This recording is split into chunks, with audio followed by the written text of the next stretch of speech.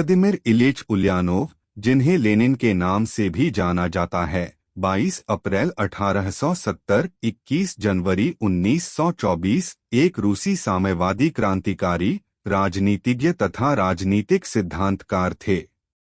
Lenin को रूस में बोल्शेविक की लड़ाई के नेता के रूप में प्रसिद्धि मिली। वह 1917 से 1924 तक सोवियत रूस के और 1922 से 1924 तक सोवियत संघ के भी हेड ऑफ गवर्नमेंट रहे। उनके प्रशासन काल में रूस और उसके बाद व्यापक सोवियत संघ भी रूसी कम्युनिस्ट पार्टी द्वारा नियंत्रित एक पक्ष साम्यवादी राज्य बन गया। लेनिन विचारधारा से मार्क्सवादी थे और उन्होंने लेनिनवाद नाम से प्रचलित राजनीतिक सिद्धांत विकसित किए।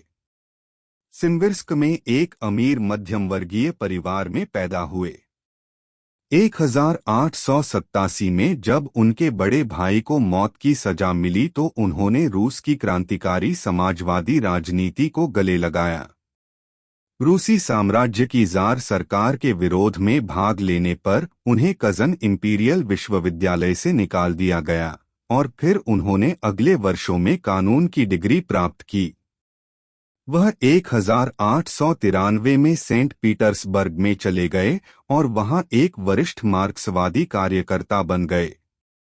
1897 में उन्हें देशद्रोह के आरोप में गिरफ्तार कर लिया गया और 3 साल तक शूसंस्के को निर्वासित कर दिया गया, जहां उन्होंने नाडेज़्दा कृपकाया से शादी कर ली। अपने निर्वासन के बाद वह पश्चिमी यूरोप में चले गए, जहां वे मार्क्सवादी रूसी सामाजिक डेमोक्रेटिक लेबर पार्टी (RSDLP) में एक प्रमुख सिद्धांतकार बन गए। 1903 में उन्होंने RSDLP के वैचारिक विभाजन में एक महत्वपूर्ण भूमिका निभाई और फिर वह जूलियस मार्टोव के मेंशेविकों के खिलाफ बोल्शेविक गुट का नेतृत्व करने लगे। रूस की 1905 की असफल क्रांति के दौरान विद्रोह को प्रोत्साहित करने के बाद उन्होंने प्रथम विश्व युद्ध के समय एक अभियान चलाया, जिसे यूरोपव्यापी सर्वहारा क्रांति में परिवर्तित किया जाना था, क्योंकि एक मार्क्सवादी के रूप में उनका मानना था कि यह विरोध पूंजीवाद को उखाड़ फेंकने और समाजवाद की स्थापना का कारण बनेगा। 1917 की फरवरी क्रांति के बाद जब रूस में जार को हटा दिया गया और एक अनंतिम सरकार की स्थापना हो गई, तो वह रूस लौट आए। उन्होंने अक्टूबर क्रांति में प्रमुख भूमिका निभाई, जिसमें बोल्शेविकों ने नए शासन को उखाड़ फेंका था। यह एक कट्टरपंथी साम्यवादी था। लेनिन एक अच्छे व्यक्ति थे। व्लादिमीर इलीच लेनिन का जन्म सिम्बिर्स्क नामक स्थान में हुआ था और उसका वास्तविक नाम उल्यानोव था। उनके पिता विद्यालयों के निरीक्षक थे, जिनका झुकाव लोकतंत्रात्मक विचारों की ओर था। उसकी माता, जो एक चिकित्सक की पुत्री थी, सुशिक्षित महिला थी। सन 1886 में पिता की मृत्यु हो जाने पर कई पुत्र पुत्रियों वाले बड़े परिवार का सारा बोझ लेनिन की माता पर पड़ा। ये भाई बहन प्रारंभ से ही क्रांतिवाद के अनुयायी बनते गए। बड़े भाई एलेक्जेंडर को जार की हत्या का षड्यंत्र रचने में शरीक होने के आरोप में फांसी दे दी गई। उच्च योग्यता के साथ स्नातक बनने पर लेनिन ने 1887 में कज़ान विश्वविद्यालय के विधि विभाग में प्रवेश किया, किंतु शीघ्र ही विद्यार्थियों के क्रांतिकारी प्रदर्शन में हिस्सा लेने के कारण विश्वविद्यालय ने निष्कासित कर दिया गया। सन 1889 में वह समारा चला गया, जहां उसने स्थानीय मार्क्सवादियों की एक मंडली का संगठन किया। 1891 में सेंट पीटर्सबर्ग विश्वविद्यालय से विधि परीक्षा में उपाधि प्राप्त कर लेनिन ने समारा में ही वकालत करना आरंभ कर दिया। 1893 में उसने सेंट पीटर्सबर्ग को अपना निवास स्थान बनाया। शीघ्र ही वह वहां के मार्क्सवादियों का बहुमान्य नेता बन गया। यही सुश्री कृप्स्काया से, जो श्रमिकों में क्रांति का प्रचार करने में संलग्न थी, उसका परिचय हुआ। इसके बाद लेनिन की क्रांतिकारी संघर्ष में जीवन पर्यंत उसका घनिष्ठ सहयोग प्राप्त होता रहा। सन 1895 में लेनिन को बंदीगृह में डाल दिया गया और 1897 में 3 वर्ष के लिए पूर्वी साइबेरिया के एक स्थान पर निर्वासित कर दिया गया। कुछ समय बाद क्रुप्स्काया को भी निर्वासित होकर वहां जाना पड़ा और अब लेनिन से उसका विवाह हो गया। निर्वासन में रहते समय लेनिन ने 30 पुस्तकें लिखीं, जिनमें से एक थी रूस में पूंजीवाद का विकास। इसमें मार्क्सवादी सिद्धांतों के आधार पर रूस की आर्थिक उन्नति के विश्लेषण का प्रयत्न किया गया। यहीं उसने अपने मन में रूस के निर्धन श्रमिकों या सर्वहारा वर्ग का एक दल स्थापित करने की योजना बनाई। सन 1900 में निर्वासन से वापस आने पर एक समाचार पत्र स्थापित करने के उद्देश्य से उसने कई नगरों की यात्रा की। ग्रीष्म ऋतु में वह रूस के बाहर चला गया और वहीं से उसने इस्क्रा चिंगारी नामक समाचार पत्र का संपादन आरंभ किया। इसमें उसके साथ श्रमिकों की मुक्ति के लिए प्रयत्न करने वाले वे रूसी मार्क्सवादी भी थे, जिन्हें ज़ारशाही के अत्याचारों से उत्पीड़ित होकर देश के बाहर रहना पड़ रहा था। 1902 में उसने हमें क्या करना है शीर्षक पुस्तक तैयार की, जिसमें इस बात पर जोर दिया कि क्रांति का नेतृत्व ऐसे अनुशासित दल के हाथ में होना चाहिए जिसका मुख्य कामकाज ही क्रांति के लिए उद्योग करना है। सन 1903 में रूसी श्रमिकों के समाजवादी लोकतंत्र दल का दूसरा सम्मेलन हुआ। इसमें लेनिन तथा उसके समर्थकों को अवसरवादी तत्वों से कड़ा लोहा लेना पड़ा। अंत में क्रांतिकारी योजना के प्रस्ताव बहुमत से मंजूर हो गया और रूसी समाजवादी लोकतंत्र दल 2 शाखाओं में विभक्त हो गया, क्रांति का वास्तविक समर्थक बोल्शेविक समूह और अवसरवादी मेशेविकों का गिरोह।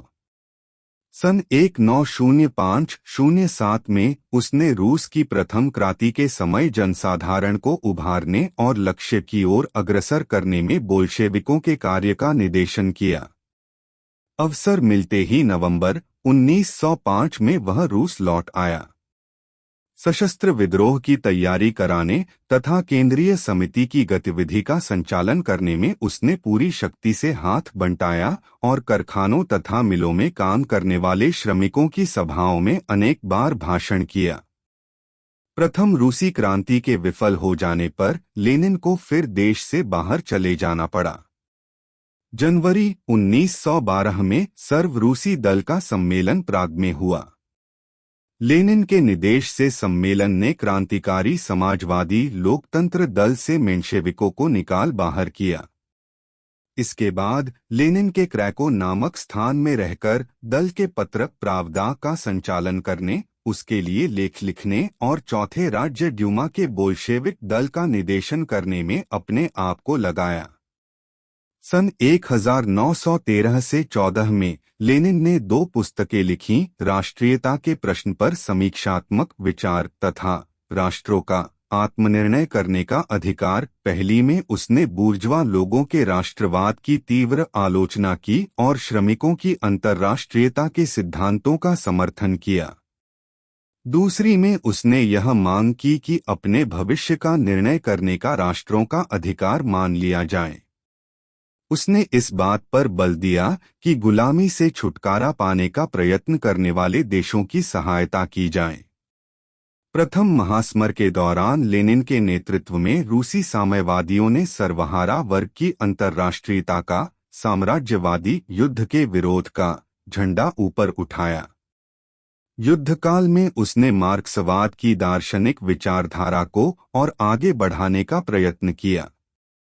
उसने अपनी पुस्तक साम्राज्यवाद 1916 में साम्राज्यवाद का विश्लेषण करते हुए बतलाया कि यह पूंजीवाद के विकास की चरम और आखिरी मंजिल है। उसने उन परिस्थितियों पर भी प्रकाश डाला जो साम्राज्यवाद के विनाश के अनिवार्य बना देती हैं। उसने यह स्पष्ट कर दिया कि साम्राज्यवाद के युग में पूंजीवाद के आर्थिक एवं राजनीतिक विकास की गति सब देशों में एक सी नहीं होती। इसी आधार पर उसने यह निष्पत्ति निकाली कि शुरू में समाजवाद की विजय पृथक रूप से केवल 2-3 या मात्र एक ही पूंजीवादी देश में संभव है। इसका प्रतिपादन उसने अपनी 2 पुस्तकों में किया, the united states of Europe slogan 1915 तथा the war programme of the political revolution 1916। महास्मर के समय लेनिन ने स्विट्जरलैंड में अपना निवास बनाया। कठिनाइयों के बावजूद अपने दल के लोगों का संगठन और एक सूत्रीकरण जारी रखा, रूस में स्थित दल की संस्थाओं से पुनः संपर्क स्थापित कर लिया तथा और भी अधिक उत्साह एवं साहस के साथ उनके कार्य का निर्देशन किया।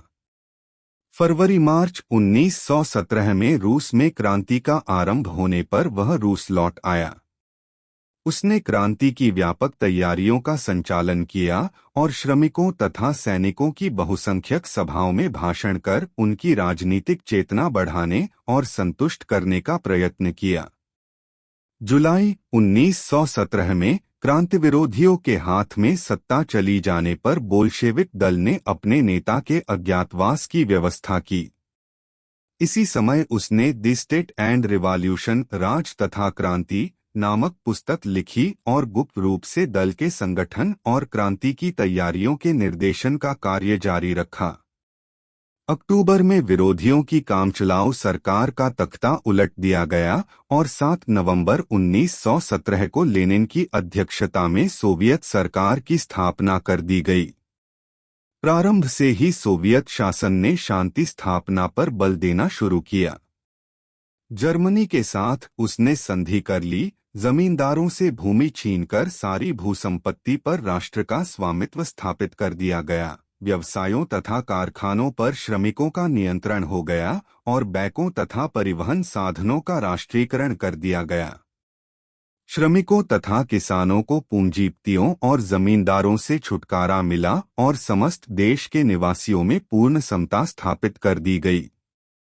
नवस्थापित सोवियत प्रजातंत्र की रक्षा के लिए लाल सेना का निर्माण किया गया। लेनिन ने अब मजदूरों और किसानों के संसार के इस प्रथम राज्य के निर्माण का कार्य अपने हाथ में लिया। उसने the immediate tasks of the Soviet government तथा the proletarian revolution and the renegade Kautsky नामक पुस्तकें लिखीं। 1918 लेनिन ने बतलाया कि मजदूरों का अधिनायक तंत्र वास्तव में अधिकांश जनता के लिए सच्चा लोकतंत्र है। उसका मुख्य काम दबाव या जोर जबरदस्ती नहीं, वरन संगठनात्मक तथा शिक्षण संबंधी कार्य है।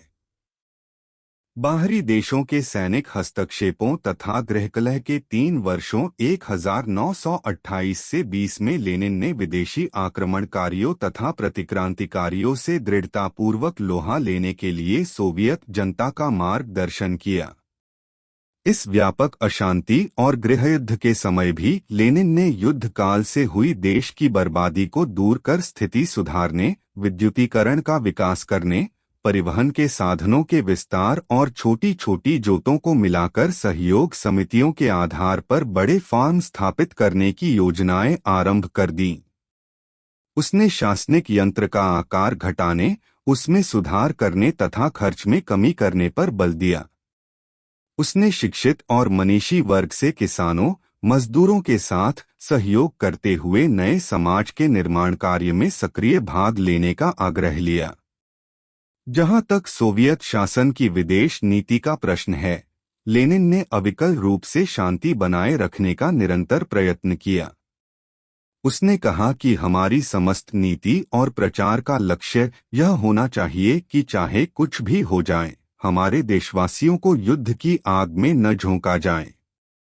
लड़ाई का खात्मा कर देने की ओर ही हमें अग्रसर होना चाहिए। उसने साम्यवाद के शत्रुओं से देश का बचाव करने के लिए प्रतिरक्षा व्यवस्था को सुदृढ़ बनाने पर बल दिया और सोवियत नागरिकों से आग्रह किया कि वे वास्तविक लोकतंत्र तथा समाजवाद के स्थापनार्थ विश्व के अन्य सभी देशों में रहने वाले श्रमिकों के साथ अंतर्राष्ट्रीय बंधुत्व की भावना।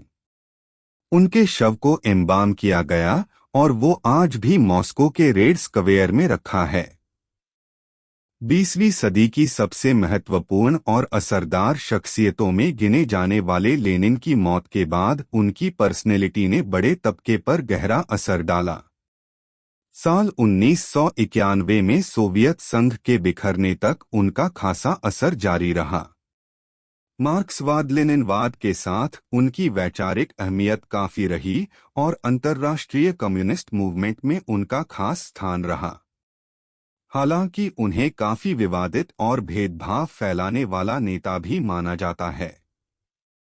लेनिन को उनके समर्थक समाजवाद और कामकाजी तबके का चैंपियन मानते हैं, जबकि आलोचक उन्हें ऐसी तानाशाही सत्ता के अगुवा के रूप में याद करते हैं जो राजनीतिक अत्याचार और बड़े पैमाने पर हत्याओं के लिए जिम्मेदार रहे। लेनिनवाद साम्राज्यवाद और सर्वहारा क्रांति के युग का मार्क्सवाद है। विचारधारा के स्तर पर यह सर्वहारा क्रांति की और विशेषकर सर्वहारा की तानाशाही का सिद्धांत और कार्यनीति है। लेनिन ने उत्पादन की पूंजीवादी विधि के उस विश्लेषण को जारी रखा जिसे मार्क्स ने पूंजी में किया था और साम्राज्यवाद की परिस्थितियों में आर्थिक तथा राजनीतिक विकास के नियमों को उजागर किया। लेनिनवाद की सृजनशील आत्मा समाजवादी क्रांति के उनके सिद्धांत में व्यक्त हुई है। लेनिन ने प्रतिपादित किया कि नई अवस्थाओं में समाजवाद पहले एक या कुछ देशों में विजयी हो सकता है। उन्होंने नेतृत्वकारी तथा संगठनकारी शक्ति के रूप में सर्वहारा वर्ग की दल विषयक मत को प्रतिपादन किया, जिसके बिना सर्वहारा अधिनायकत्व की उपलब्धि तथा साम्यवादी समाज का निर्माण असंभव है। वस्तुतः लेनिनवाद एक लेनिन के बाद की वैचारिक परिघटना है। लेनिन का देहांत 1924 में हुआ। अपने जीवन में उन्होंने खुद न तो लेनिनवाद शब्द का प्रयोग किया और न ही उसके प्रयोग को प्रोत्साहित किया। वे अपने विचारों को मार्क्सवादी, समाजवादी और कम्युनिस्ट श्रेणियों में रखकर व्यक्त करते थे। लेनिन के इस रवैये के विपरीत उनके जीवन के अंतिम दौर में 1920 से 1924 के बीच सोवियत कम्युनिस्ट पार्टी के शीर्ष कम्युनिस्ट नेताओं और सिद्धांतकारों ने लेनिन के प्रमुख सिद्धांतों, रणनीतियों और कार्यनीतियों के इर्दगिर्द विभिन्न राजनीतिक और रणनीतिक परिप्रेक्ष्य विकसित किए, जिनके आधार पर आगे चलकर लेनिनवाद का विन्यास तैयार हुआ। इन नेताओं में Nikolai Bukharin, Leon Trotsky, Joseph Stalin, Grigory Zinoviev और लेव कामेनेव प्रमुख थे। उत्तर लेनिन अवधि में हुए सत्ता संघर्ष में स्टालिन की जीत हुई, जिसके परिणामस्वरूप बाकी नेताओं को जान से हाथ धोना पड़ा। आज लेनिनवाद का जो रूप हमारे सामने है, उस पर प्रमुख तौर पर स्टालिन की व्याख्याओं की छाप है। स्टालिन ने 1934 में 2 पुस्तकें लिखीं, फाउंडेशंस ऑफ लेनिनिज्म और प्रॉब्लम्स ऑफ लेनिनिज्म, जो लेनिनवाद की आधिकारिक समझ का प्रतिनिधित्व करती हैं। अगर स्टालिन द्वारा दी गई परिभाषा माने तो लेनिनवाद साम्राज्यवाद और सर्वहारा क्रांति के युग का मार्क्सवाद होने के साथ साथ सर्वहारा की तानाशाही की सैद्धांतिकी और कार्यनीति है। स्पष्ट है कि स्टालिन इस परिभाषा के द्वारा लेनिनवाद को एक सार्वभौम सिद्धांत की तरह पेश करना चाहते थे। उन्हें अपने इस लक्ष्य में जो सफलता मिली, उसके पीछे लेनिन द्वारा सोवियत क्रांति के बाद 1919 में स्थापित कोमिंटर्न कम्युनिस्ट इंटरनेशनल की भूमिका को अनदेखा नहीं किया जा सकता। स्टालिन की सफलता का अनुमान इस तथ्य से लगाया जा सकता है कि दुनिया के अधिकतर मार्क्सवादी कार्यकर्ता और नेता मार्क्सवाद को लेनिनवाद के बिना अपूर्ण समझते हैं। दरअसल लेनिनवाद क्लासिकल मार्क्सवाद में कुछ नई बातें जोड़ता है। पहली बात तो यह है कि वह केवल क्रांतिकारी सर्वहारा पर निर्भर रहने के बजाय क्रांतिकारी मेहनतकशों यानी मजदूरों और किसानों के गठजोड़ की मुख्य क्रांतिकारी शक्ति के रूप में शिनाख्त करता है। अपने इस योगदान के कारण लेनिनवाद मार्क्सवाद को विकसित औद्योगिक पूंजीवाद की सीमाओं से निकालकर अल्पविकसित और अर्धौपनिवेशिक देशों के राष्ट्रीय मुक्ति संग्रामों के लिए उपयोगी विचारधारा बना देता है। लेनिनवाद ऐसे सभी देशों के कम्युनिस्टों और अन्य रैडिकल तत्वों के लिए क्रांति करने की व्यावहारिक विधि का प्रावधान बनकर उभरा है। लेनिनवाद के इस आयाम के महत्व का अनुमान इस बात से लगाया जा सकता है कि मजदूरों और किसानों के क्रांतिकारी मोर्चे की अवधारणा चीन, वियतनाम, कोरिया और लातीनी अमेरिका में कम्युनिस्ट क्रांति को अग्रगति देने में सफल रही है। जिन देशों में कम्युनिस्ट क्रांतियां नहीं भी हो पाईं, जैसे भारत, वहां के कम्युनिस्ट भी लेनिनवाद की इसी केंद्रीय थीसिस पर अमल करते हैं।